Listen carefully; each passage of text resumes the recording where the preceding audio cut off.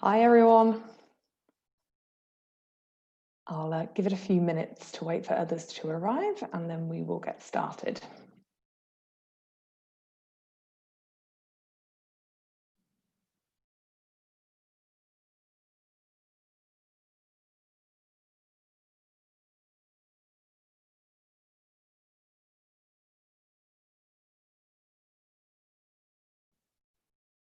Okay, so I'm going to make a start. My name is Helena Ground and I am a teacher at Queen Katharine Academy in Peterborough in Cambridgeshire. And today I'm going to be talking to you about how at our school we have adopted a unique model to embrace our students' cultural identity and to celebrate our growing international ethos. So I'm going to be sharing my screen with you in just a moment. Just a few housekeeping rules. If you have any questions, if you could just save those until the end of the session, I will try to answer as many of those as I can. If for any reason there are any technical issues, there shouldn't be, but if you just pop something in the chat. But any questions, can you please just save them until the end? Right, I am going to start sharing my screen. If you just bear with me.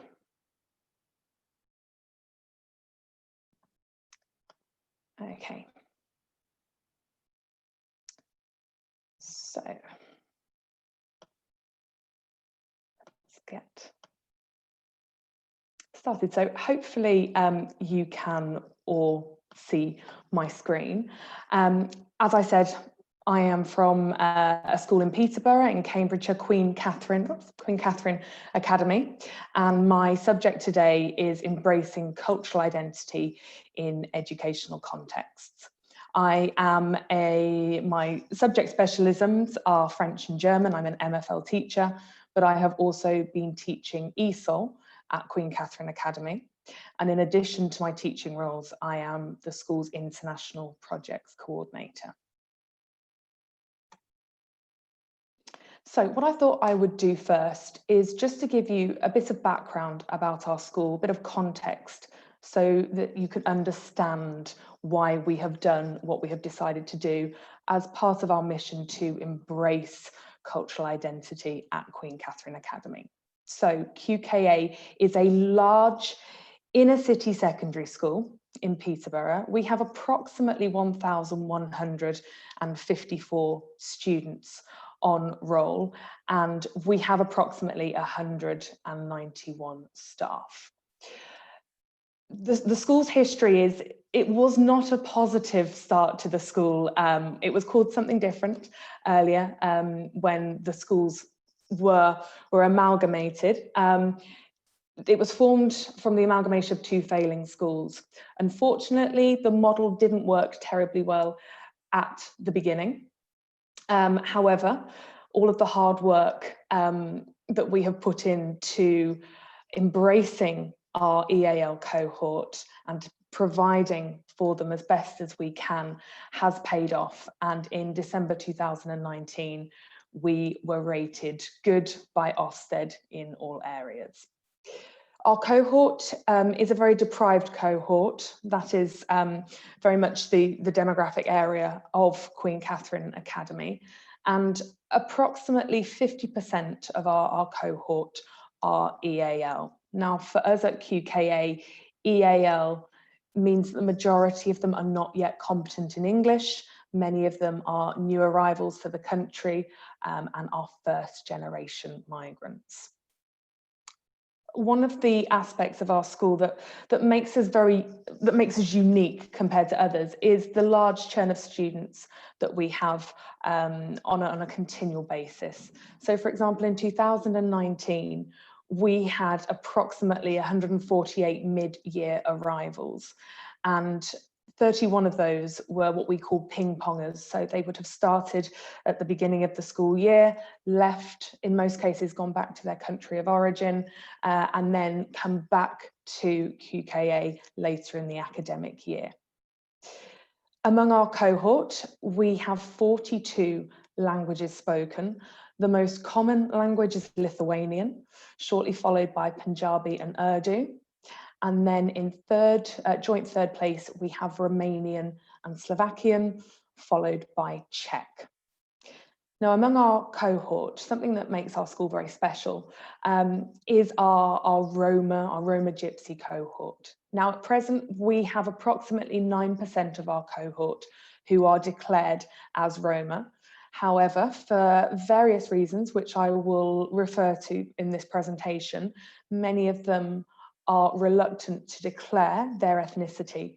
And so we suspect that we have approximately 20% of our cohort who are Roma. Now, our Roma cohort is predominantly from Eastern Europe. The main countries are Slovakia, the Czech Republic, and Romania. And one of the challenges that we have experienced at QKA with our EAL cohort, but in particular our Roma cohort, is allowing them to access an education and to have the same opportunities as everyone else, and to allow them to understand that that is okay. Many of our Roma students come from countries where the education is very much segregated. Roma students are not allowed to be educated with non-Roma students, and they face huge marginalisation within these countries simply because they are Roma. And so at QKA, we have done a lot over the last few years to make sure that these Roma students have the same opportunities as everyone else, and to allow them to realise that their cultural identity is important and it is valued here within our educational setting. Now, as part of that approach, we have adopted this notion of equity. So you may have heard of the debate equity versus equality. And at QKA, we see equality more as the end goal to what we want our students to achieve in the end. But the way in which we get there is not as simple as you can see from this quote, as giving everyone a shoe, a metaphoric shoe. But it's this idea of providing for them. And it may be that they have special preference in certain areas, that they have provisions that others might not, because these students need these provisions. And so, as you can see from the quote, it's about giving everybody that opportunity, but by giving everyone a shoe that fits.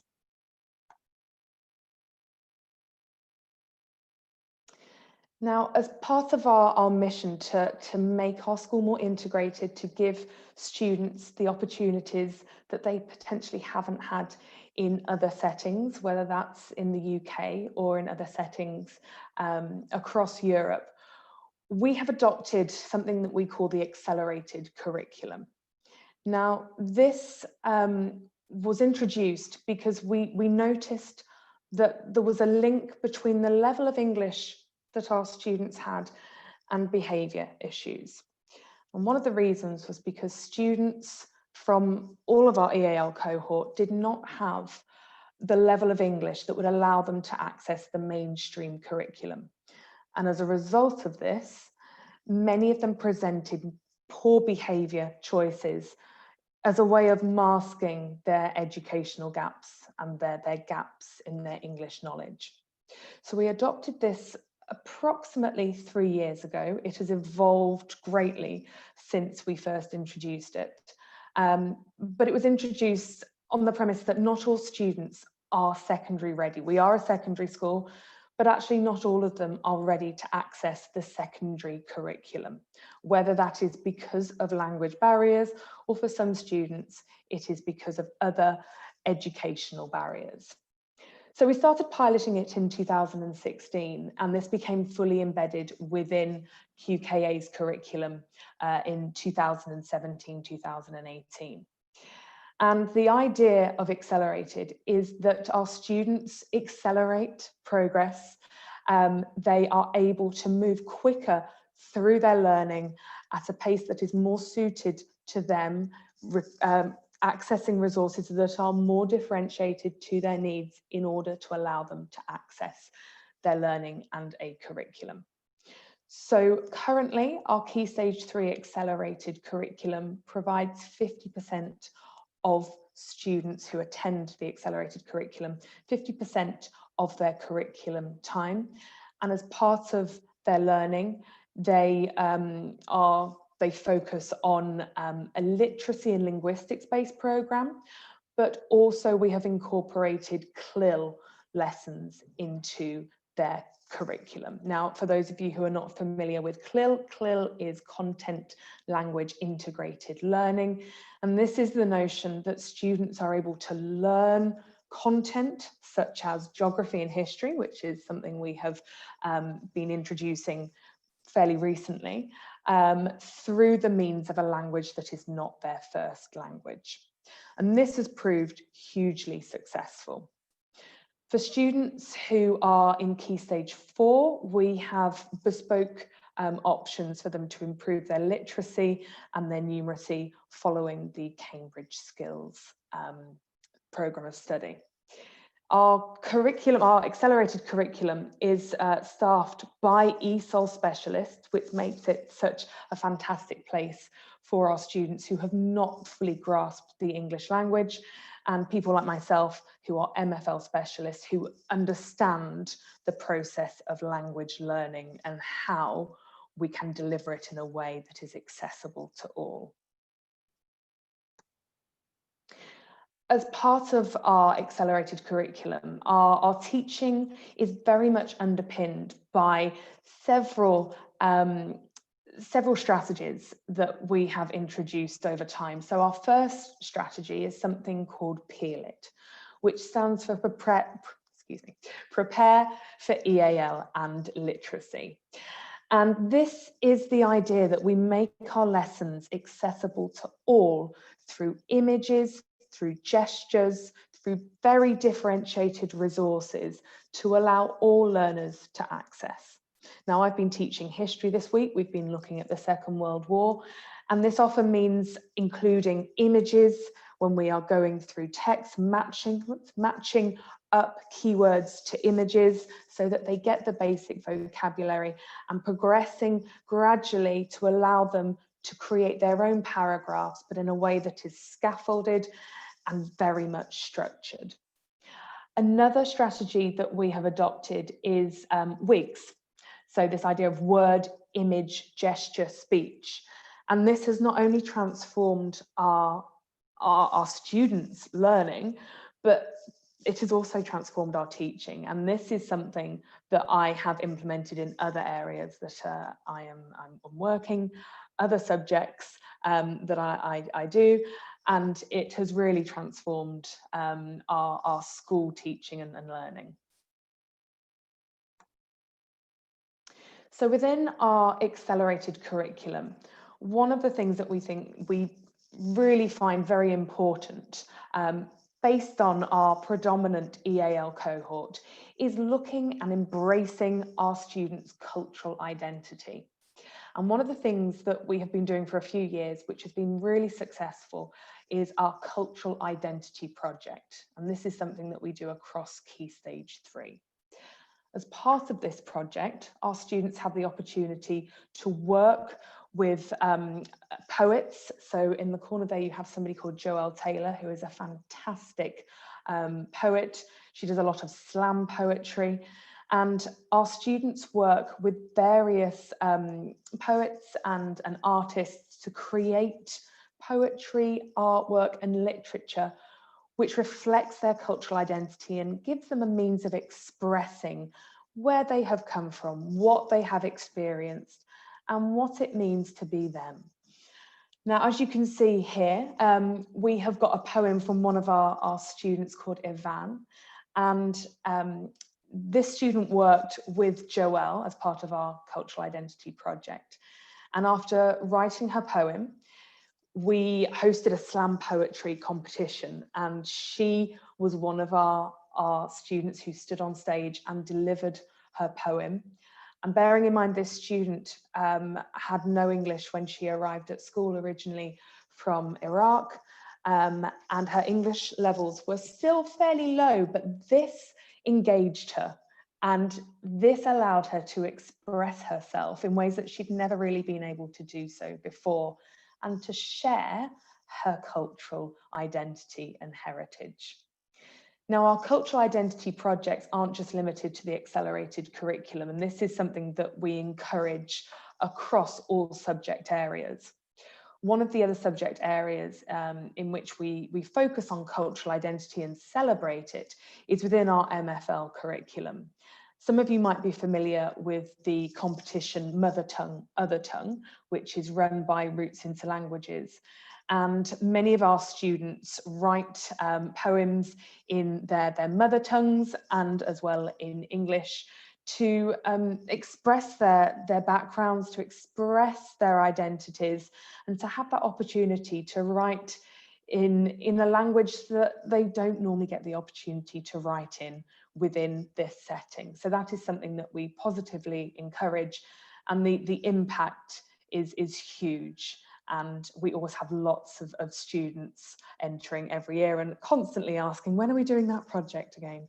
So this is something that we have found very successful at QKA, and I would certainly encourage schools to embrace a similar, not necessarily a poetry project, but to embrace students' identity through the means of art. Now here I've got an example of our students at our slam poetry competition, just to give you a flavour of what they produce and what it's like. So I'm going to play this video for you now, and enjoy. You cannot capture freedom when you're in a cell. You cannot capture freedom when you're running from yourself. You cannot capture freedom when you're slipping into hell. You cannot capture freedom when you're with Joel. I am free. I live in a democracy. People are free, but they still make mistakes. They can't choose real from fake. I am free, but my mind is a prison. No courage to make the right decision. I am free, but I'm losing my vision. But we still are free to have our own opinion. This is a story about a fish who would like to wish about her dish. One day, a fish who became a dish wanted to be rich, so she'll be saved from a witch around her stitch. Then she started to find a rose, although she was bleeding from her nose. She started her journey under the sea with her little pepperoni. Finally, she found a rose in her house. The rose she was looking for was her mother with her little brother. So as you can see, some fantastic poems from our students there, and actually most of those students had no English when they arrived at our school, so they have made huge progress, and most of that is down to what we believe is our accelerated curriculum. So as I mentioned at the beginning, approximately 9% of our student cohort are declared as Roma, but we suspect this is far greater. We suspect this is nearer 20%. And for us, our Roma community, so if we think about this umbrella term, GRT, Gypsy, Roma and Traveller, it is not a homogenous group. And for us at QKA, this idea of GRT, most of our students are Roma, they are European Roma, and they are mostly from the Czech Republic, Slovakia and Romania. Now, unfortunately, most of those have experienced huge institutionalized racism in their countries of origin. The Roma are the most marginalized ethnic group within Europe.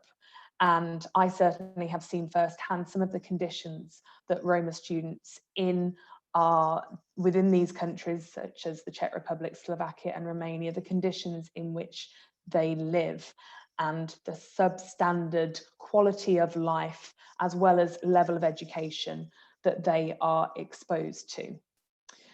Roma typically have more health problems because of the conditions that they are living in these countries, and obviously a much lower quality of life.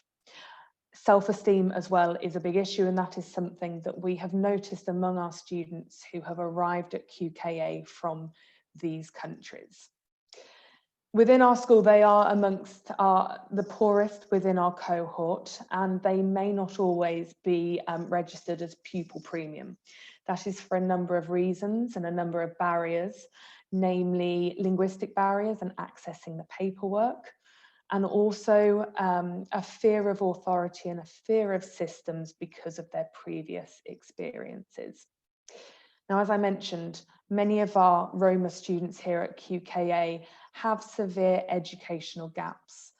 And this is often because in their countries of origin, they have not had the same educational opportunities as non-Roma. Many of them have been educated separately to non-Roma, and some of them have not even had an educational experience of any sort. So we have students who arrive at our school who have had no education prior to their arrival at QKA.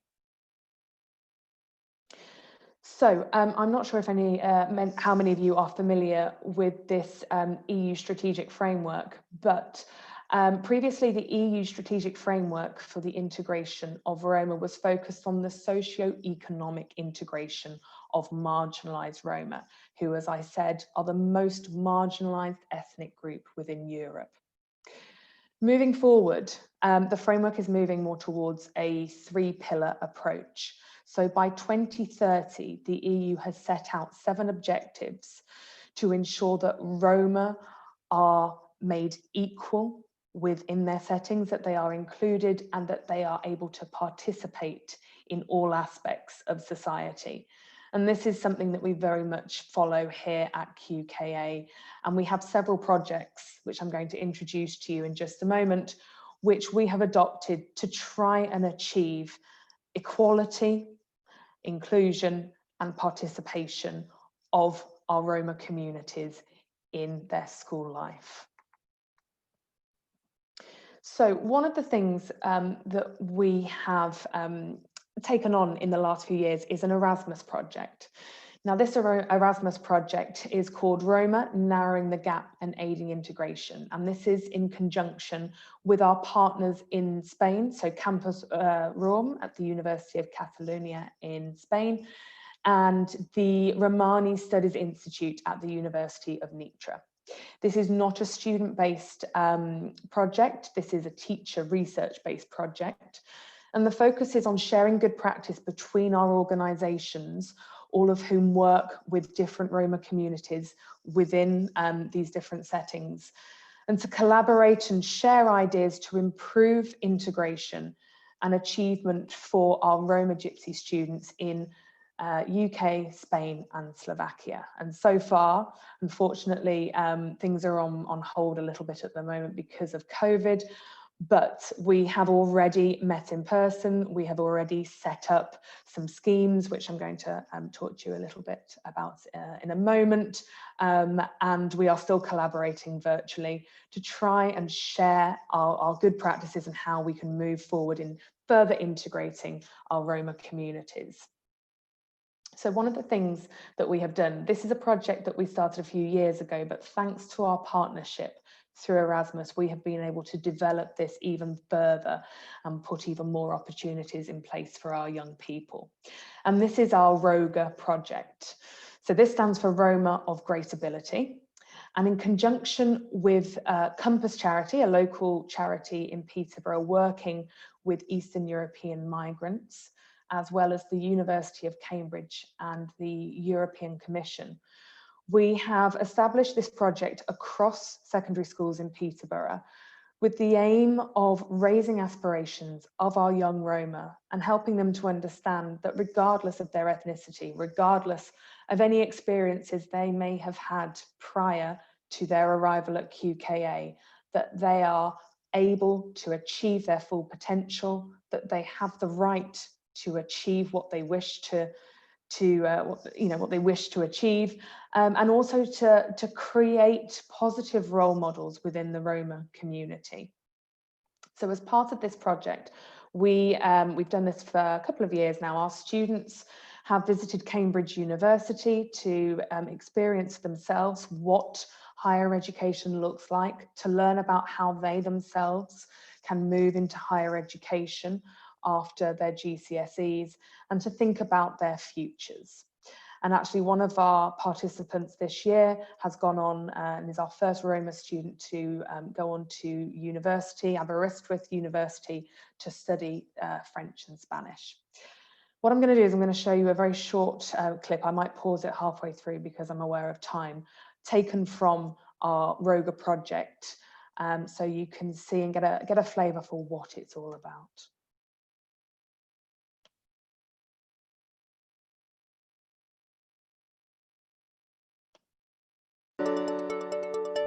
When everyone thinks that you are not good enough, when people say nasty things about you or your identity, my advice to you is don't listen to them, even if that person is a president. The road to success is not always straight, but if you remain determined and ambitious, you will succeed. Throughout this project, you have shown a huge commitment. So let's now prove the people that don't believe in you that they are wrong, because I believe in you.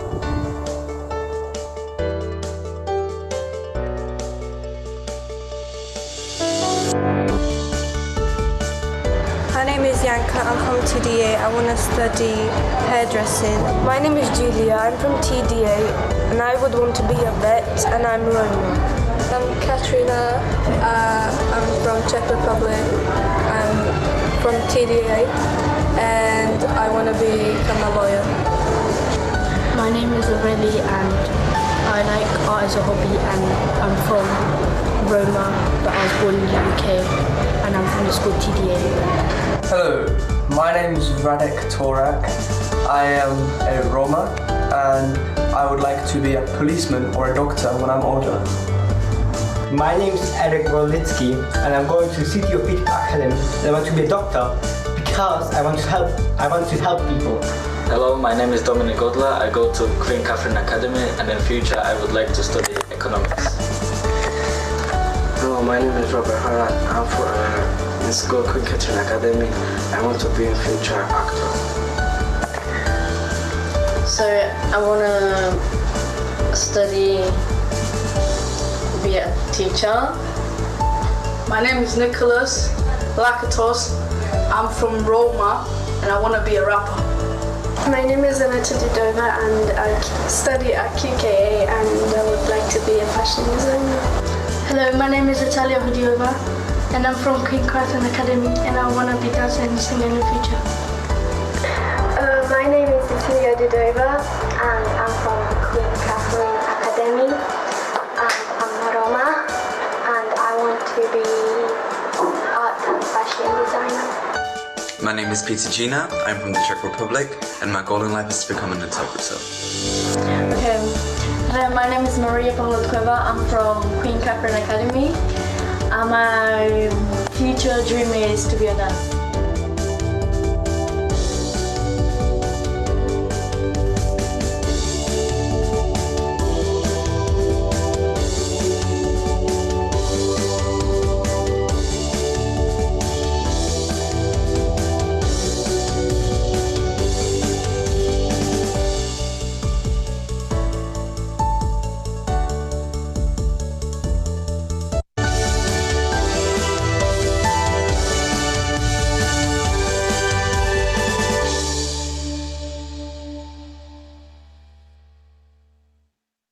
Okay, so apologies for just skipping a little bit at the end, but I'm just aware of time, as I said.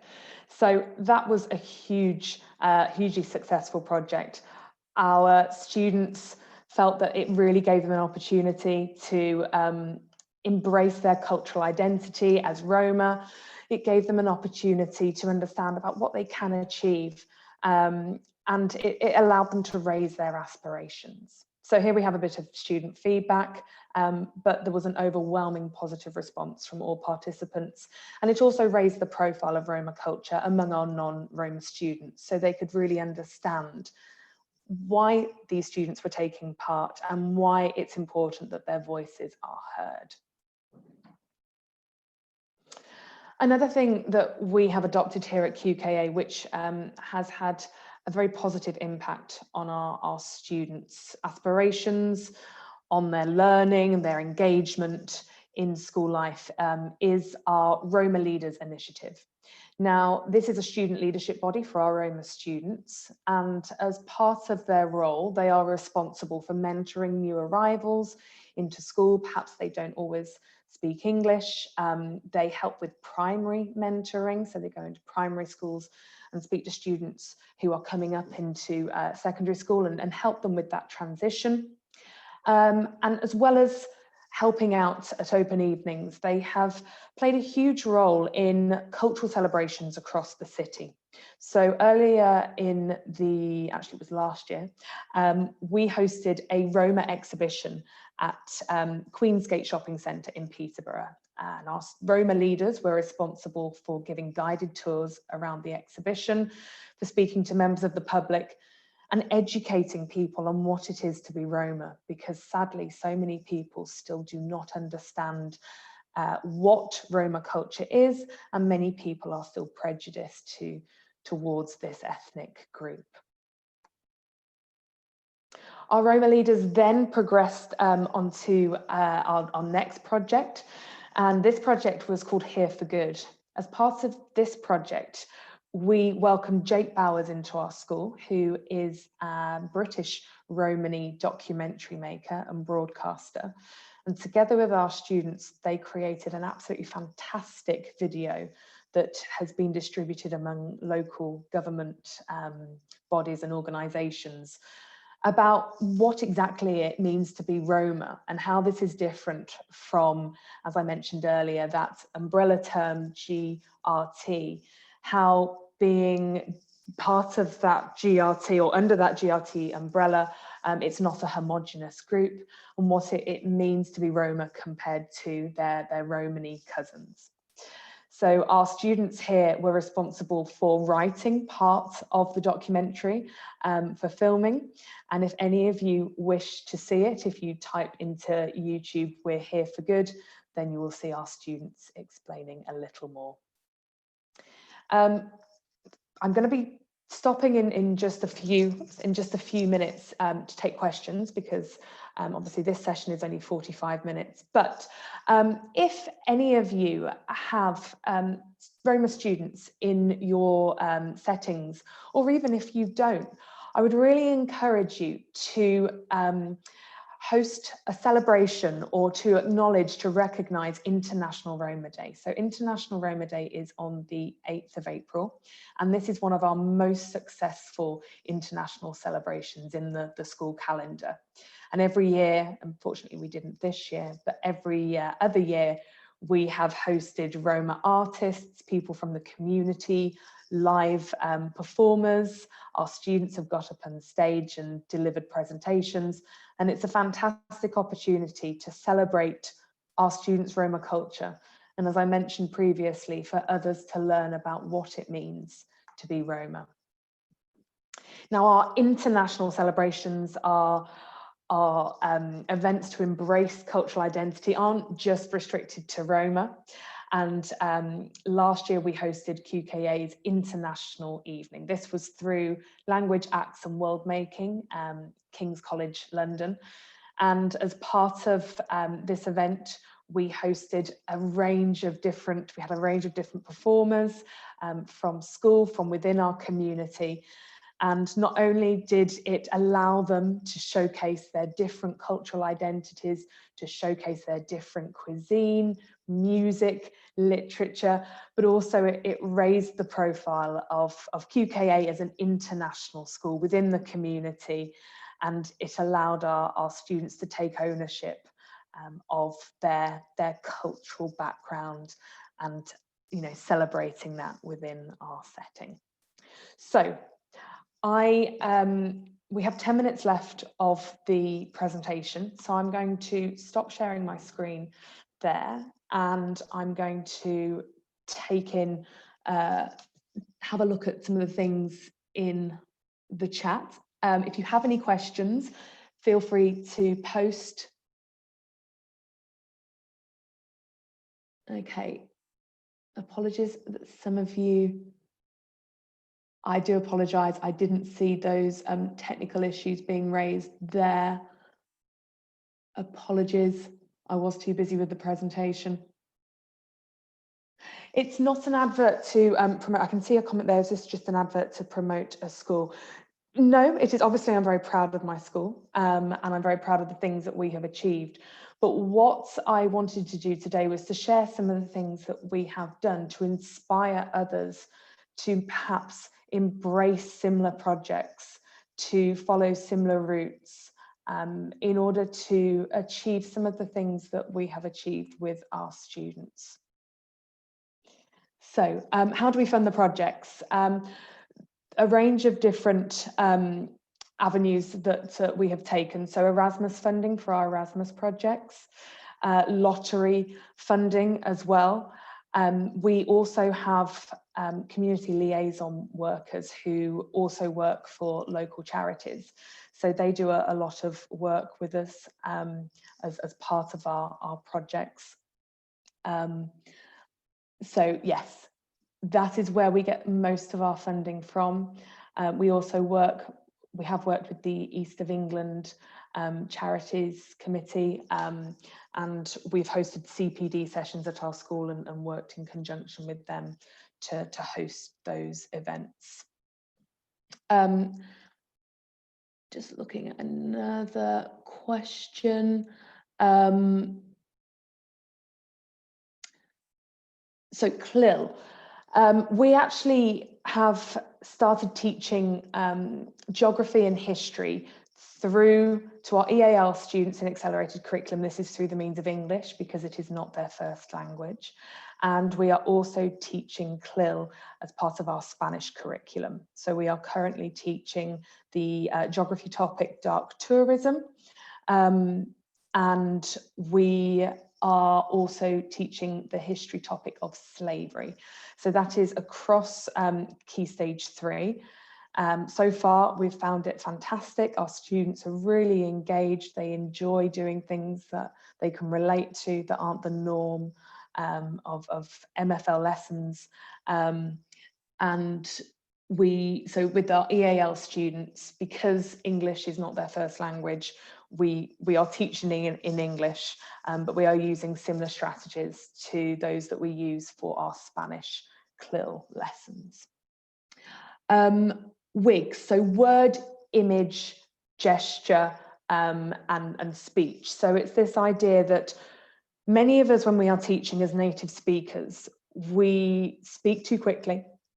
We perhaps don't use gestures. We assume that our students have the same academic levels as us, perhaps, that have the same linguistic knowledge as us. And what we have done here at QKA, we've really stripped back our teaching and thought about how we deliver it. And so as part of this, we make sure that when we have the word, we make sure we include an image where possible to support the language. And in addition, or where that is not possible, we use gestures, and then we adapt our speech to help the learners. So rather than using perhaps academic jargon, we make sure we use language that they can relate to and are familiar with. Do we have any Romani speaking staff at our school? Yes, we do. We have 2 community liaison workers, as I mentioned. They are both Romani speaking. One is from the Czech Republic and the other is from Romania. We also have a Roma teacher at school. He does not speak the Romani language, but that has really helped he's been a fantastic role model for our students. He has really engaged with that community and shown them that as Roma, you can be a teacher. You can achieve exactly the same as everyone else. I'm just looking at a few other questions. Yes, I've noticed someone said that things are improving in countries such as Slovakia, the Czech Republic and Romania, but there is still work to be done. And that is partly why we have entered into this partnership with our partners in Nitra in Slovakia at the university there, and also Campus Roma in Barcelona. The marginalisation of Roma is something that is happening throughout Europe, so in Spain as well. And as part of our collaboration, we're working not just for our benefit and to the benefit of our students, but how can we help Roma throughout Europe become more integrated, have more opportunities, more educational opportunities, employment opportunities, so that they can achieve that end goal, as I talked about at the beginning, of equality through equity.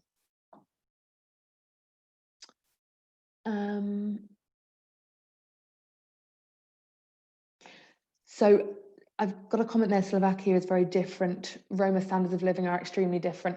I agree that so standards of living for Roma are different, not necessarily from my experience. So I have been out to Nitra and my colleague has been out to Prešov.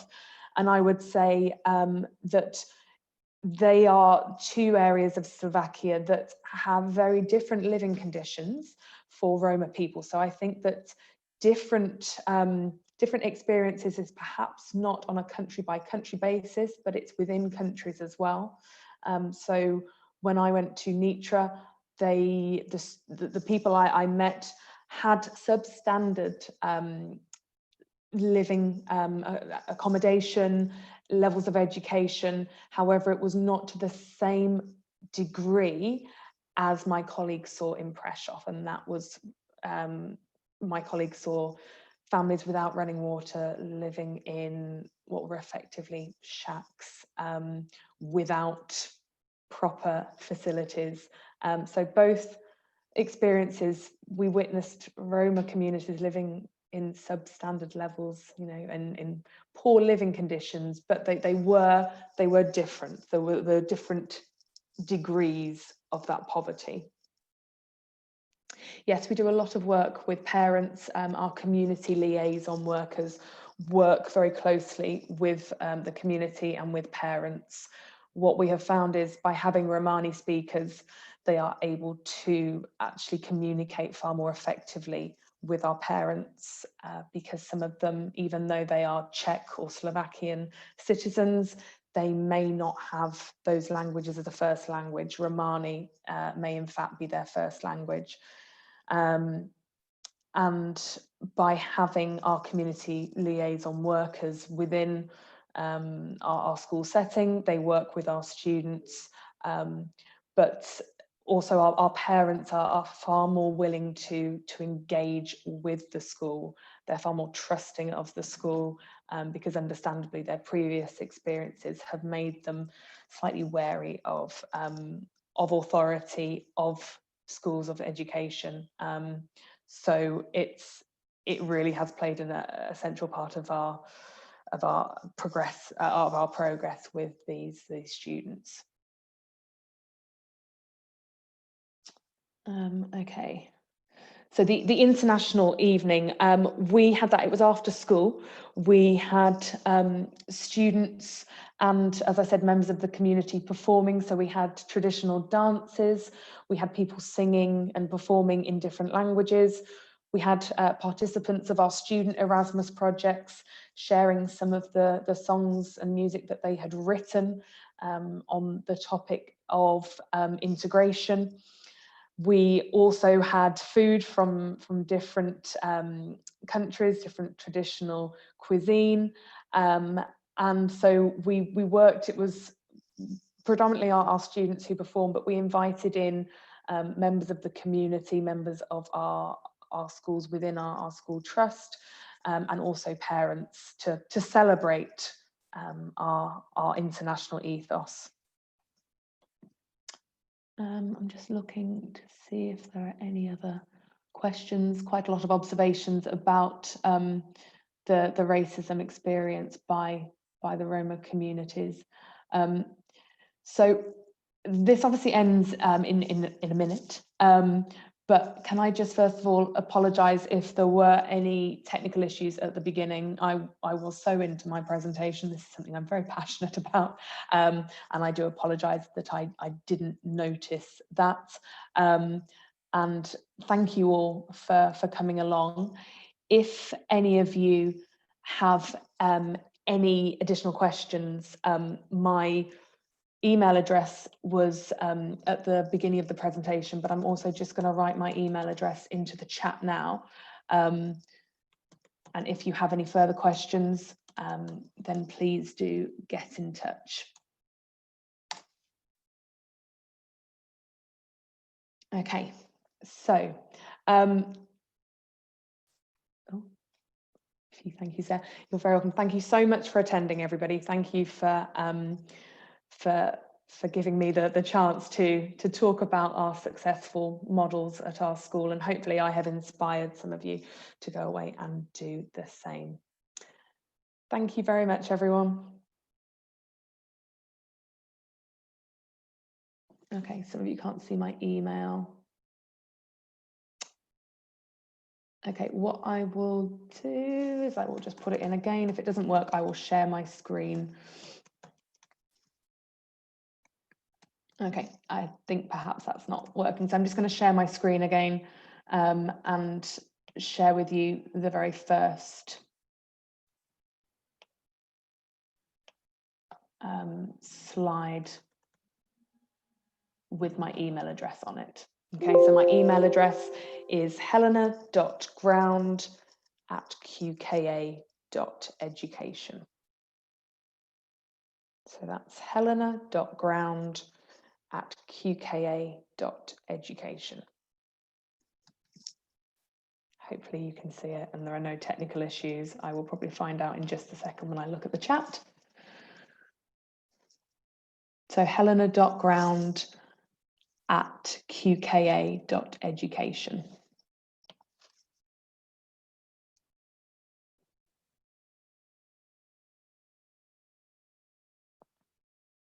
Okay.